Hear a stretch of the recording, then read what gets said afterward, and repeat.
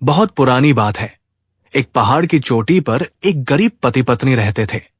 रोटी कमाने के लिए वे आलू, टमाटर की खेती करते थे। उन्होंने अपनी खेती पहाड़ से नीचे मैदानों में बना रखी थी। दोनों पति पत्नी बहुत मेहनती थे।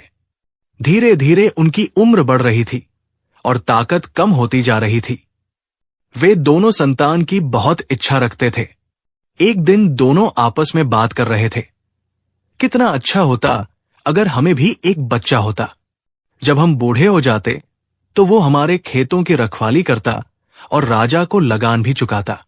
बुढ़ापे में वो हमें हर तरह से आराम देता और हम अपनी झुकी हुई कमर को कुछ देर आंगन में चूल्हे के पास आराम से बैठकर सीधा कर पाते।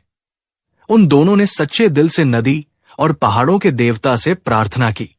थोड़े दिनों बाद किसान की पत्नी गर्भवती हुई। 9 महीने बाद उसे बच्चा हुआ, लेकिन वो आदमी का बच्चा नहीं, बल्कि एक मेंढक था जिसकी लाल आंखें चमक रही थी। बूढ़ा बोला, ये कैसी अजीब बात है, ये तो मेंढक है। इसकी लाल आंखें देखो कैसी चमक रही है। इसे घर में रखने का क्या फायदा? चलो इसे बाहर फेंक आते हैं। लेकिन पत्नी का मन उसे फेंकने को नहीं हुआ। उसने कहा, भगवान हम पर दयालु नहीं है। उन्होंने हमें बच्चे की जगह एक मेंढक दिया है, लेकिन अब तो यही मेंढक हमारा बच्चा है, इसलिए हमें इसे फेंकना नहीं चाहिए। मेंढक मिट्टी और तालाबों में रहते हैं। हमारे घर के पीछे जो छोटा तालाब है उसमें इसे छोड़ आओ, वही रह जाएगा। बूढ़े ने मेंढक को उठाया। जब वो उसे ले जाने लगा तो मेंढक बोला, मां, पिताजी, मुझे तालाब में मत डालिए। मैं आदमियों के घर में पैदा हुआ हूं और मुझे आदमियों की तरह ही रहना चाहिए। जब मैं बड़ा हो जाऊंगा तो मेरी शक्ल बिल्कुल आप जैसी हो जाएगी और मैं भी आदमी बन जाऊंगा। बूढ़ा हैरान हो गया। उसने अपनी पत्नी से कहा, यह कितनी अद्भुत बात है, ये तो बिल्कुल हमारी तरह बोलता है। लेकिन जो कुछ उसने कहा है वो हमारे लिए तो अच्छा ही है। उसकी पत्नी ने कहा, भगवान ने जैसे तैसे तो हमें ये दिन दिखाए हैं। अगर ये बोलता है तो जरूर कोई अच्छा बच्चा होगा। हो सकता है कि इस समय किसी के श्राप से मेंढक बन गया हो। नहीं, इसे आप घर में ही रहने दीजिए। वे दोनों पति पत्नी ने मेंढक को अपने साथ ही रख लिया। 3 साल बीत गए। इस बीच मेंढक ने देखा कि उसके माता पिता कितनी मेहनत करते थे। एक दिन उसने अपनी बूढ़ी मां से कहा, मां, मेरे लिए आटे की एक रोटी बना दो। मैं कल राजा के पास जाऊंगा और उसके सुंदर महल में जाकर उससे मिलूंगा। उसकी 3 सुंदर बेटियां हैं। उससे कहूंगा कि वो अपनी एक बेटी की शादी मुझसे कर दे। मैं उन तीनों में से उससे शादी करूंगा जो सबसे ज्यादा दयावान हो और तुम्हारे काम में सबसे ज्यादा मदद कर सके। बेटे, ऐसी मजाक की बात मत किया करो। मां ने कहा, क्या तुम समझते हो कि तुम्हारे जैसे छोटे और भद्दे जानवर के साथ कोई अच्छा आदमी अपनी सुंदर सी बेटी का हाथ देगा? तुम जैसों को तो कोई भी पैर से दबाकर कुचल देगा। मां, तुम रोटी तो बनाओ। मेंढक ने कहा, तुम देखती रहना, मैं तुम्हारे लिए एक बहू जरूर लाऊंगा। बूढ़ी औरत आखिर राजी हो गई। ठीक है, मैं तुम्हारे लिए एक रोटी तो बना दूंगी। उसने मेंढक से कहा, लेकिन इस बात का ध्यान रखना कि उसके महल की काम करने वाली नौकरानी तुम्हें भूत प्रेत समझकर तुम्हारे ऊपर राख न डाल दे। मां, तुम बेफिक्र रहो। मेंढक ने जवाब दिया, उनकी तो अच्छे लोगों पर भी ये हिम्मत नहीं। अगले दिन बूढ़ी औरत ने एक बड़ी सी रोटी बना दी और उसे एक थैले में रख दिया।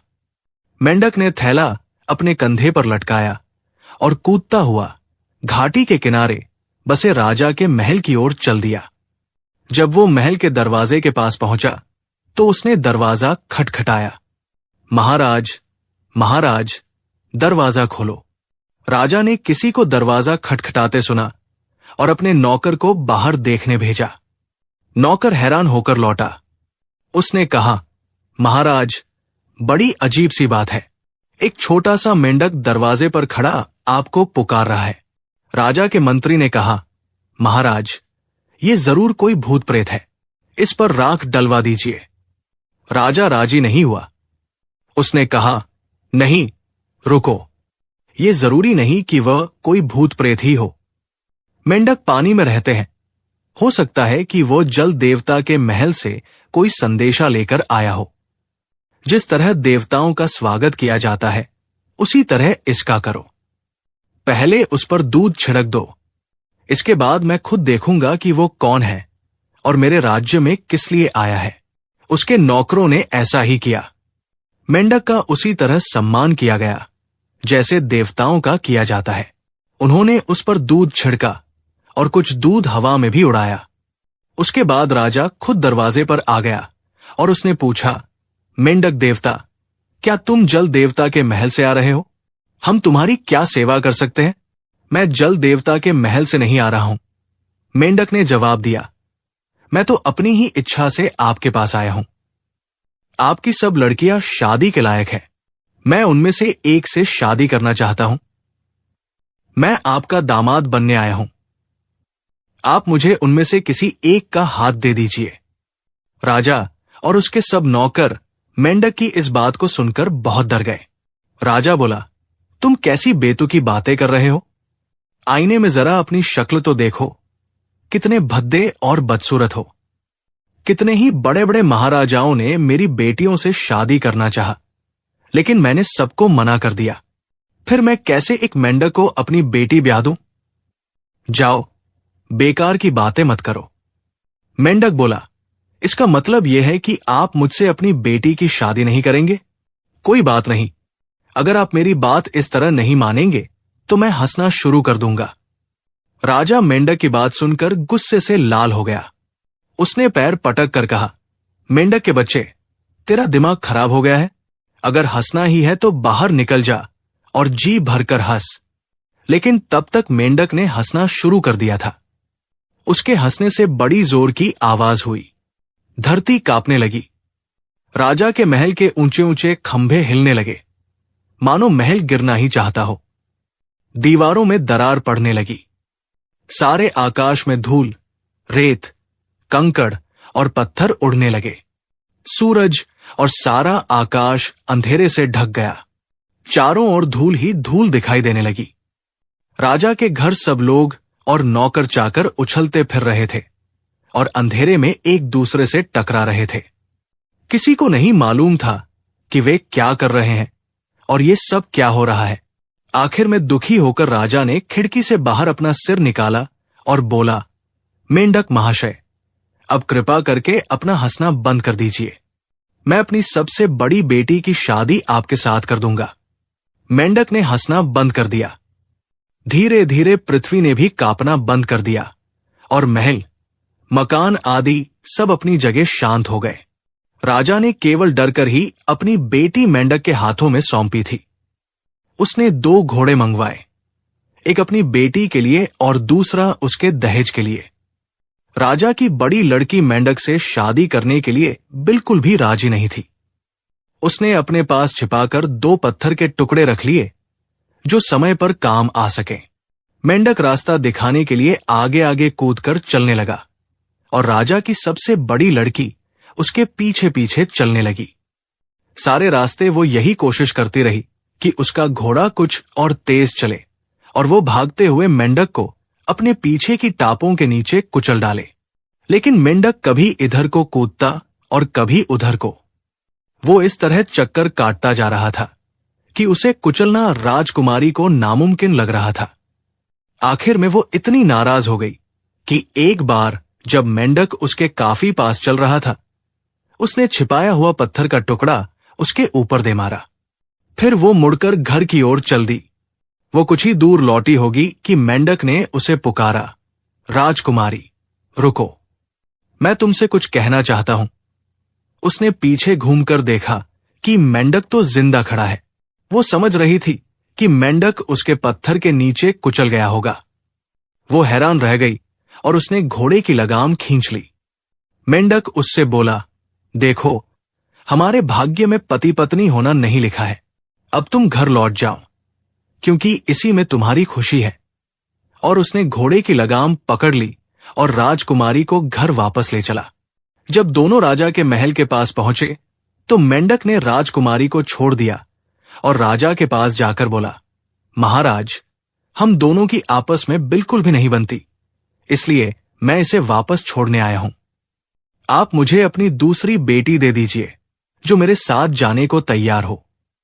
तुम कितने बदतमीज हो, जरा अपनी हैसियत का तो ख्याल करो। राजा ने गुस्से से चिल्लाकर कहा, तुम मेरी बेटी को वापस लाए हो, इसलिए मैं तुम्हें अपनी दूसरी बेटी कभी नहीं दूंगा। जानते हो मैं राजा हूं। क्या मजाक है, तुम इस तरह मेरी बेटियों में से हर एक को देखना चाहते हो। राजा ये कहते कहते गुस्से से कांपने लगा। इसका मतलब यह है कि आप राजी नहीं हैं? मेंढक ने कहा, अच्छी बात है, तो मैं चिल्लाना शुरू कर दूंगा। राजा ने सोचा कि अगर वो चिल्लाता है तो कोई हर्ज नहीं, बस उसका हंसना ही खतरनाक है। उसने चिढ़ाते हुए कहा, जी भरकर चिल्लाओ, तुम्हारी जरा सी धमकियों से मैं नहीं डरने वाला। और मेंढक ने चिल्लाना शुरू कर दिया। उसकी आवाज इतनी तेज थी मानो रात के समय बड़ी जोर से बिजली कड़क रही हो। चारों ओर बिजली की कड़कड़ाहट ही सुनाई दे रही थी और पहाड़ों से नदियों में इतना ज्यादा पानी आने लगा कि कुछ ही पलों में सब नदियों में बाढ़ आ गई। धीरे धीरे सारी जमीन पानी के बहाव में घिरने लगी और पानी चढ़ता चढ़ता राजा के महल तक आ पहुंचा। राजा ने अपनी गर्दन खिड़की से बाहर निकाली और चिल्लाकर कहा, मेंढक महाशय, चिल्लाना बंद कीजिए, नहीं तो हम सब मारे जाएंगे। मैं तुम्हारे साथ अपनी दूसरी बेटी की शादी कर दूंगा। मेंढक ने तुरंत ही चिल्लाना बंद कर दिया और धीरे धीरे पानी नीचे बैठने लगा। राजा ने फिर अपने नौकरों को आदेश दिया कि 2 घोड़े अस्तबल से निकाल कर लाओ, एक राजकुमारी के लिए और दूसरा उसके दहेज के सामान के लिए। इसके बाद उसने अपनी दूसरी बेटी को आज्ञा दी कि मेंढक के साथ चली जाए। राजा की दूसरी बेटी मेंढक के साथ जाने को राजी नहीं थी। उसने भी घोड़े पर चढ़ते समय एक बड़ा सा पत्थर अपने पास छिपाकर रख लिया। रास्ते में उसने भी अपने घोड़े के पैरों के नीचे मेंढक को कुचलने की कोशिश की और एक बार वो पत्थर उसके ऊपर फेंककर वो भी बड़ी राजकुमारी की तरह वापस लौटने लगी। लेकिन उसे भी वापस बुलाकर मेंढक ने कहा, राजकुमारी, हम दोनों के भाग्य में एक साथ रहना नहीं लिखा है, तुम घर वापस जा सकती हो। ये कहकर उसके घोड़े की लगाम हाथ में लेकर वो चल दिया। मेंढक ने राजा के हाथ में उसकी मझली बेटी का हाथ पकड़ा दिया और बोला कि अपनी सबसे छोटी बेटी की शादी मुझसे कर दो। इस बार तो राजा के गुस्से का ठिकाना ही न रहा। उसने कहा, तुमने मेरी सबसे बड़ी लड़की को लौटा दिया और मैंने तुम पर दया करके अपनी मझली बेटी दे दी। अब तुमने उसे भी लौटा दिया और मेरी सबसे छोटी लड़की के साथ शादी करना चाहते हो। तुम बहुत बेहुदे हो। कोई भी राजा तुम्हारी इस बदतमीजी को बर्दाश्त नहीं कर सकता। तुम कानून के खिलाफ चल रहे हो। उसके गले में आखिरी शब्द अटक गए। एक छोटे से मेंढक ने उसे इस तरह नचा रखा था कि वो बहुत ज्यादा परेशान हो रहा था। मेंढक ने शांति से जवाब दिया, महाराज, आप इतना नाराज क्यों होते हैं? आपकी दोनों बेटियां मेरे साथ शादी करने के लिए राजी नहीं थी, इसलिए मैं उन्हें वापस ले आया। लेकिन आपकी तीसरी बेटी मुझसे शादी करना चाहती है, फिर आप क्यों नहीं राजी हो रहे? नहीं, कभी नहीं, राजा घृणा से चिल्लाया। कौन कहता है वो कभी राजी नहीं हो सकती? इस दुनिया में कोई भी लड़की एक मेंढक से शादी करने के लिए राजी नहीं हो सकती। मैं तुमसे आखिरी बार कह रहा हूं कि अब तुम अपनी राह देखो। इसका मतलब यह है कि आप अपनी बेटी की शादी मुझसे नहीं करेंगे। मेंढक ने कहा, अच्छी बात है, तो मैं कूदना शुरू कर दूंगा। राजा वैसे मेंढक की बात से डर तो गया था, लेकिन उसने गुस्से में ही जवाब दिया, तुम उछलो, कूदो, फुदको, जो जी में आए सो करो, जी भरकर करो। मैं तुम्हारी जरा सी बातों से डरने लगा तो मैं राजा किस बात का? और मेंढक ने कूदना शुरू कर दिया। जब उसने कूदना शुरू किया तो धरती हिलने लगी। ऐसा लग रहा था मानो धरती एक पत्थर हो जो किसी तालाब में लहरों के बीच जा फंसी हो। पहाड़ इतनी जोर जोर से हिलने लगे कि उनमें आपस में ही टक्कर होने लगी। पहाड़ों में से पत्थर टूट टूट कर आकाश में उड़ने लगे। सारा आकाश पत्थरों और धूल मिट्टी से ढक गया और सूरज दिखाई देना बंद हो गया। राजा के महल की दीवारें भी इतनी जोर से हिलने लगी कि लग रहा था कि महल अब गिरा कि तब गिरा। अब तो हारकर राजा को खड़े होकर यह कहना पड़ा कि वो मेंढक के हाथ में अपनी तीसरी बेटी का हाथ दे देगा। मेंढक ने कूदना बंद कर दिया। पहाड़ और पृथ्वी अपनी अपनी जगह पर शांत होकर ठहर गए। राजा की तीसरी बेटी अपनी अन्य बहनों की तरह नहीं थी। उसके दिल में दया बहुत थी। उसने सोचा कि यह मेंढक कोई साधारण मेंढक नहीं है, बल्कि काफी चतुर लगता है। वो मेंढक के साथ जाने को राजी हो गई। मेंढक उसे घर ले गया। जब मेंढक की मां दरवाजे पर उन्हें लेने आई तो उसे हैरानी का ठिकाना न रहा। उसने सोचा कि मेरा भद्दा और छोटा सा बेटा कितनी सुंदर बहू ले आया है। लड़की बहुत काम करने वाली थी और रोज अपनी सास के साथ खेत पर काम करने जाती थी। बूढ़ी औरत उससे बहुत प्यार करती थी। लड़की भी अपनी सास की बहुत इज्जत किया करती थी। दोनों बहुत सुखी थे। पतझड़ का मौसम आया। उन गांवों में हर साल घोड़ों की एक बहुत बड़ी दौड़ हुआ करती थी। सैकड़ों गांवों से गरीब और अमीर लोग अपने अपने तंबू लेकर घुड़दौड़ में आया करते थे और अपने साथ खेतों से नया उगा हुआ अनाज भी लाया करते थे। देवताओं को मानने के लिए वे लोग उन छोटे छोटे पौधों को आग में जलाया करते थे और नाचते गाते शराब पीते हुए घोड़ों की दौड़ किया करते थे। आमतौर पर वहां लड़के लड़कियां अपने प्रेमी प्रेमिका ढूंढने आया करते थे। इस बार मेंढक की मां की भी इच्छा थी कि मेंढक भी साथ में जाए, लेकिन उसने अपनी मां से कहा, मां, रास्ते में बहुत से पहाड़ और नदी नाले पार करने पड़ते हैं, तुम ही चली जाओ, मैं कहां जाऊंगा। और मेंढक घर पर ही रह गया। घर के और सब लोग घुड़दौड़ में चल गए। घुड़दौड़ का मेला 7 दिन तक लगा रहता था। आखिरी 3 दिनों में घुड़दौड़ हुआ करती थी। रोज जो भी आदमी जीत जाता उसकी बड़ी इज्जत होती और लोग उसे अपने यहां बुलाकर दावत दिया करते। घुड़दौड़ के तीसरे दिन जब आखिरी दौड़ शुरू होने ही वाली थी, एक नौजवान हरे रंग की पोशाक पहने हुए अपने घोड़े पर सवार होकर वहां आया। उसका शरीर मजबूत था और वो बहुत सुंदर लगता था। उसके कपड़ों पर बहुत सुंदर सुनहरी काम हो रखा था और वे बहुत कीमती रेशम से बने हुए थे। उसके घोड़े की जीन पर लाल मोती लगे हुए थे और उसकी बंदूक भी सोने और चांदी की बनी हुई थी। जब उसने लोगों से आखिरी घुड़दौड़ में भाग लेने की इजाजत मांगी तो सब उसकी ओर देखने लगे। जब घुड़दौड़ शुरू हुई तो उसने दौड़ने की कोई जल्दी नहीं दिखाई। यहां तक कि जब और लोग भागना शुरू कर रहे थे, वो अपनी जीन ठीक कर रहा था, लेकिन जल्दी ही वो उनके साथ हो गया।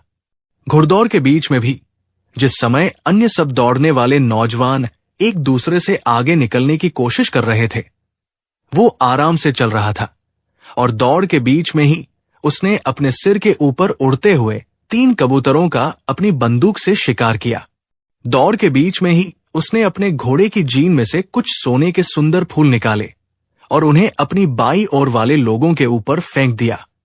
इसी तरह जीन की दाई ओर से उसने कुछ चांदी के फूल निकाले और उन्हें अपनी दाहिनी ओर वाले लोगों के ऊपर फेंक दिया और आगे बढ़ गया। लेकिन जल्दी ही लोगों ने देखा कि उसका घोड़ा आगे भागा जा रहा है। ऐसा लग रहा था कि उसका घोड़ा मैदान में नहीं बल्कि हवा में दौड़ रहा हो। लोग उसे देखने के लिए अपने अपने स्थानों से उठकर खड़े हो गए और सबने देखा कि वो सबसे आगे था और उस दिन आखिरी घुड़दौड़ में जीत उसी की रही। घुड़दौड़ के मैदान में जो भी उस समय मौजूद था वही उस नौजवान पर मोहित हो गया। बूढ़े, जवान और लड़कियां सभी उसकी ओर देख रहे थे। लोग आपस में फुसफुसा रहे थे कि ये नौजवान कौन है और वो कहाँ का रहने वाला है। कुछ लोग कहने लगे, उसने बाई ओर से सोने के फूल निकाले और उन्हें बाई ओर उछाल दिया। फिर दाई ओर से चांदी के फूल निकाले और उन्हें दाहिनी ओर फेंक दिया। ऐसा तो आजकल कभी देखा सुना नहीं गया। कितना सुंदर लड़का है, उसके कपड़े शरीर पर कितने अच्छे लग रहे हैं। घोड़ा तो देखो जैसे देवताओं का हो, लेकिन ऐसे सुंदर लड़के के लिए ये तो सोचो कि लड़की कहां मिलेगी। सब लड़कियां उसके चारों ओर जमा होकर गाने और नाचने लगी और उसे अपने अपने घर चलने के लिए कहने लगी। लेकिन जैसे ही शाम हुई, वो घुड़सवार बिना किसी से कुछ कहे चुपचाप अपने घोड़े पर चढ़कर उस गांव की ओर चल दिया जहां से मेंढक की मां और बहू आए थे। सब लोग वहां खड़े खड़े उसके हर एक घोड़े को देखते रहे और उसके चले जाने के बाद उसके पैरों से उड़ती हुई धूल को देखने लगे। मेंढक की पत्नी सोचती रही कि वो घुड़सवार कहां से आया था और कहां चला गया। वो खुद भी उसकी सुंदरता पर मोहित थी। वो खुद भी उसका नाम जानना चाहती थी कि दिन छिपने ही वो इतनी जल्दी क्यों चला गया। वो सोचने लगी कि शायद घुड़सवार बहुत दूर रहता हो। घर लौटते समय वो भी अन्य औरतों की तरह उसी घुड़सवार के बारे में सोचती रही। मेंढक उन लोगों को दरवाजे पर खड़ा मिला। उन्होंने जैसे ही घुड़दौड़ की बातें सुनानी शुरू की, वो आगे आगे सब बताने लगा। उन लोगों को ये सब सुनकर बड़ा अचरज हुआ कि मेंढक सब बातें पहले से ही जानता है और उस सुंदर घुड़सवार की भी बातें जानता है जिसने आज घुड़दौड़ जीती थी। अगले साल फिर पतझड़ के दिनों में घुड़दौड़ हुई। मेंढक की पत्नी, मां और पिता फिर घुड़दौड़ में गए। जब घुड़दौड़ शुरू हुई तो सब लोग उस हरे घुड़सवार की राह देखने लगे और सोचने लगे कि इस बार जरूर उसका नामता पूछ लेंगे।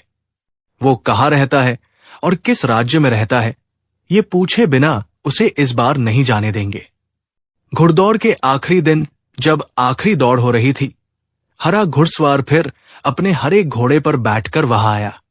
वो एकदम ऐसे आया मानो आकाश से उतरा हो।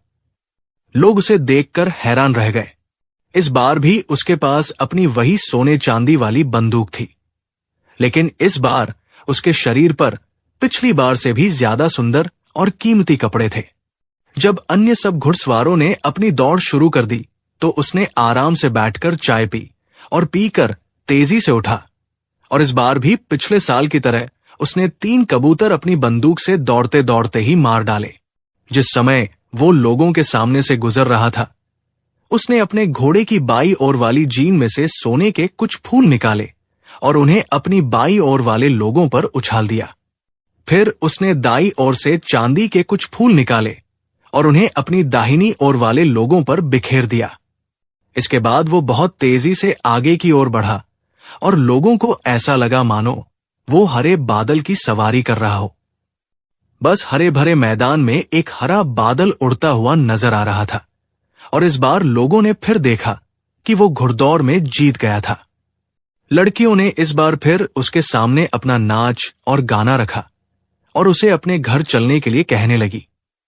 लेकिन दिन छिपने ही उसने फिर बिना किसी से कहे अपने घोड़े को भगाया और मैदान से भाग लिया।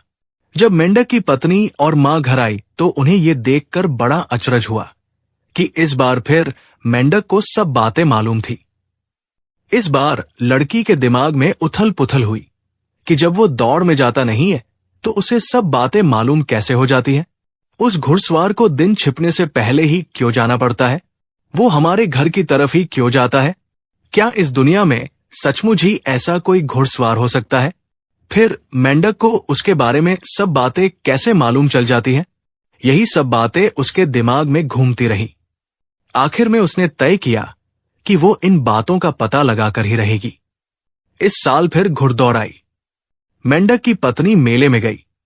उसने सब काम किए, लेकिन आखिरी दिन जब आखिरी घुड़दौड़ होने वाली थी, वो अपनी सास से बोली, माताजी, मेरे सिर में बहुत जोर का दर्द हो रहा है, मैं घर जाना चाहती हूं।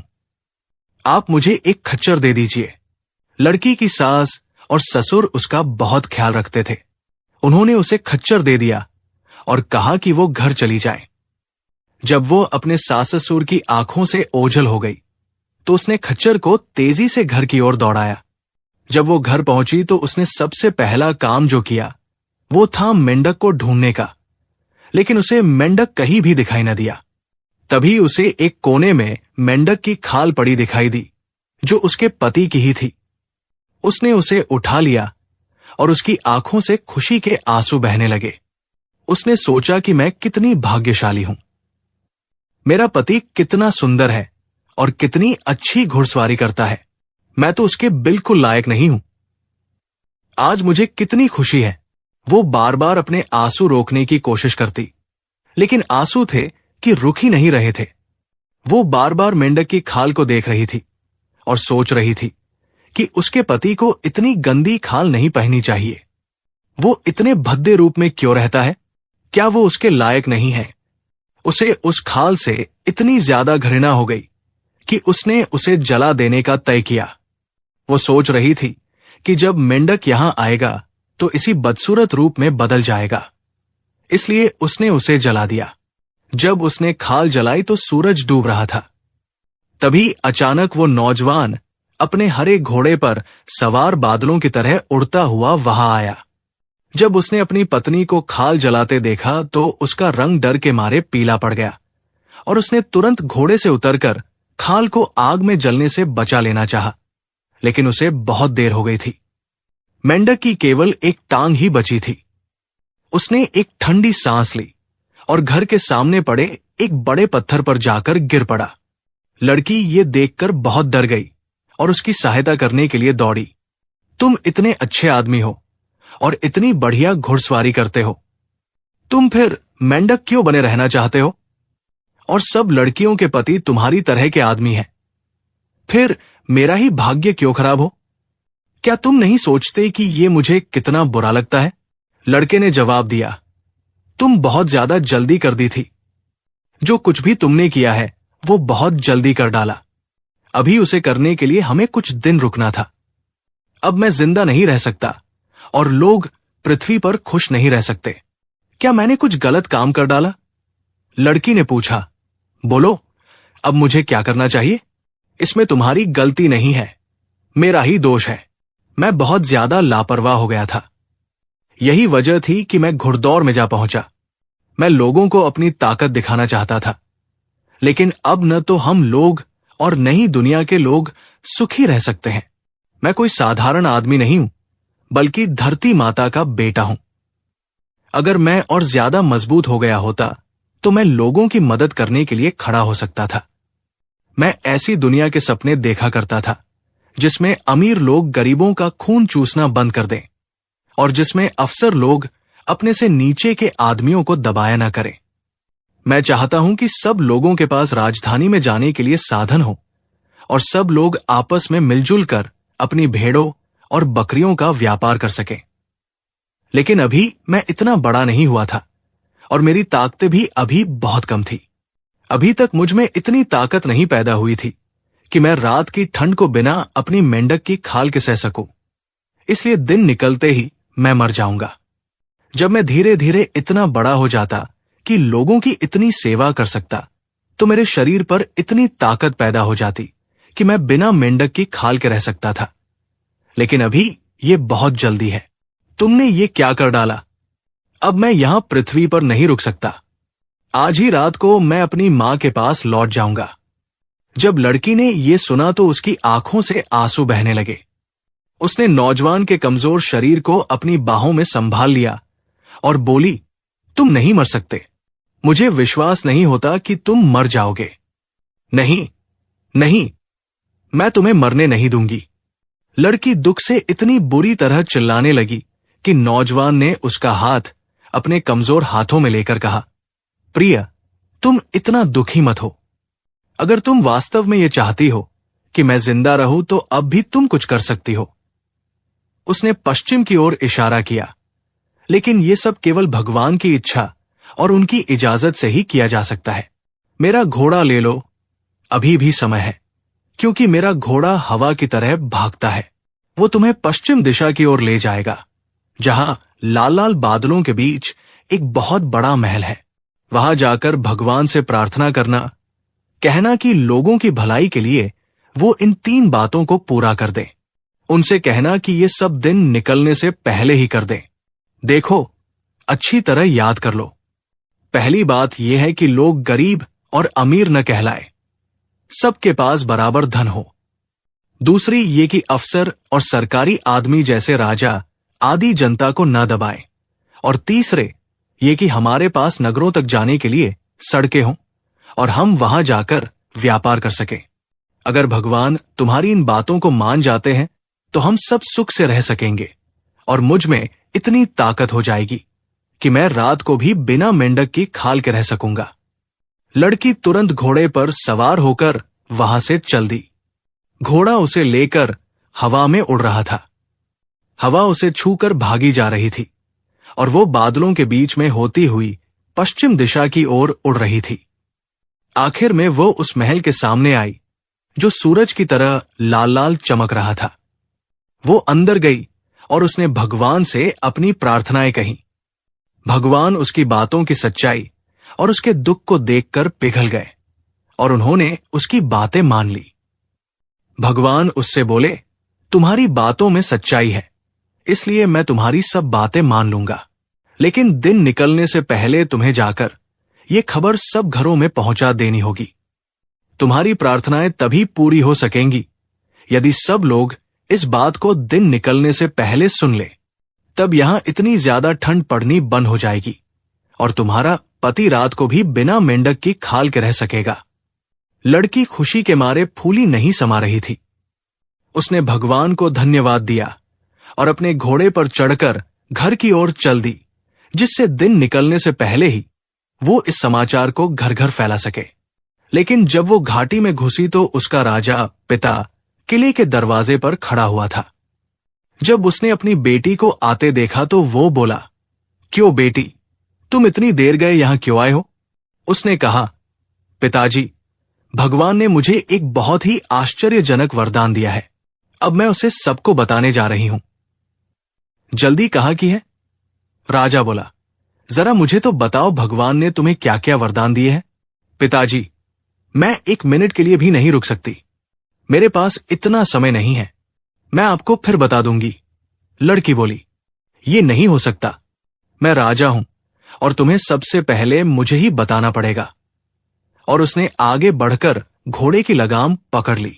लड़की जानती थी कि उसका पिता इस तरह नहीं मानेगा, लेकिन वो उससे जल्द छुटकारा पाना चाहती थी, इसलिए उसने सब कुछ सच सच बता दिया। वो बोली, भगवान ने मुझसे 3 वादे किए हैं। पहला तो ये कि गरीब और अमीर में कोई भेद नहीं रहेगा।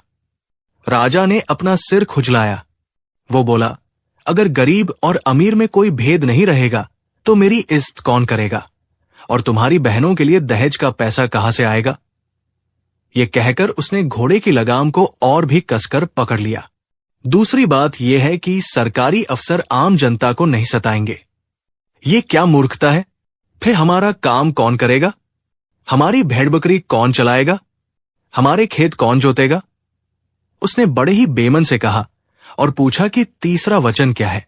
और तीसरी बात यह है कि यहां से नगरों तक कोई रास्ता बन जाए और हम लोग वहां पर व्यापार कर सकें।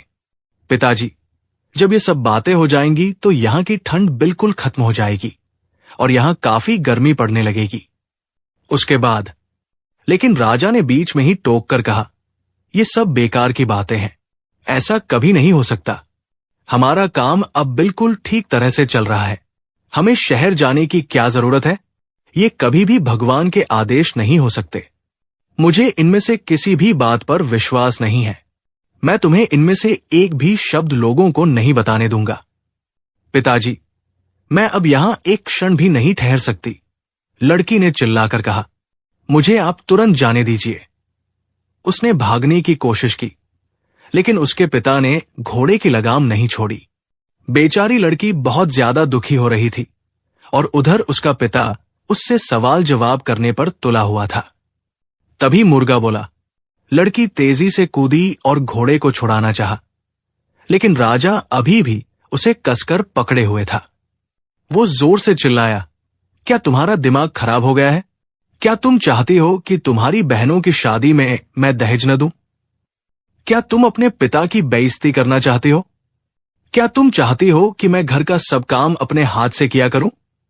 हमारी भेड़ बकरियां कौन चराएगा? हमारे खेत कौन जोतेगा? क्या तुम्हारा दिमाग खराब हो गया है? लड़की की समझ में नहीं आ रहा था कि क्या किया जाए। मुर्गा दूसरी बार फिर बोला और इधर उसका पिता उसे छोड़ने का नाम ही नहीं ले रहा था। आखिर में निराश होकर उसने अपने घोड़े को बड़े जोर से कोड़ा लगाया। घोड़े ने राजा को एक ओर फेंक दिया और हवा से बातें करने लगा। लड़की अभी पहले मकान पर ही पहुंच पाई थी कि मुर्गा तीसरी बार फिर बोला। पौ फटने लगी थी और अब तक कुछ ही घरों में वो अपनी बात कह पाई थी। लड़की का दिल बैठने लगा। पौ फट गई थी और उसका काम अभी आधा भी नहीं हुआ था। अब तो बहुत देर हो गई थी। अब केवल उसके लिए यही रास्ता रह गया था कि वो घर की ओर जल्दी से कदम बढ़ाए। उसने देखा कि उसके ससुर उसके पति के पास खड़े हुए रो रहे हैं और उसकी सास मरे हुए की आत्मा को शांति देने के लिए भगवान से प्रार्थना कर रही है। सब बेकार हो गया था। वो अपने पति के शव पर गिर पड़ी और अपने पिता को कोसती हुई जोर जोर से रोने लगी। इस घुड़सवार नौजवान के शव को वहां से कुछ दूर पर ही एक चट्टान पर दफना दिया गया। रोज शाम को जाकर वो लड़की उसकी कब्र के पास रोती। आखिर में एक दिन वो खुद भी पत्थर में बदल गई। उस दिन के बाद लोगों को उसका रोना सुनाई देना बंद हो गया। आज भी उस कब्र के पास वो पत्थर की लड़की बनी हुई है। बहुत दूर से देखने पर ही आपको मालूम चल जाएगा कि वो कोई लड़की है जिसके बाल बिखरे हुए हैं और वो भगवान से प्रार्थना कर रही है। वो अपने पति की कब्र के पास सदा से इसी प्रकार प्रार्थना करती रही है और सदा इसी प्रकार प्रार्थना करती रहेगी। कहानी को अंत तक सुनने के लिए बहुत धन्यवाद।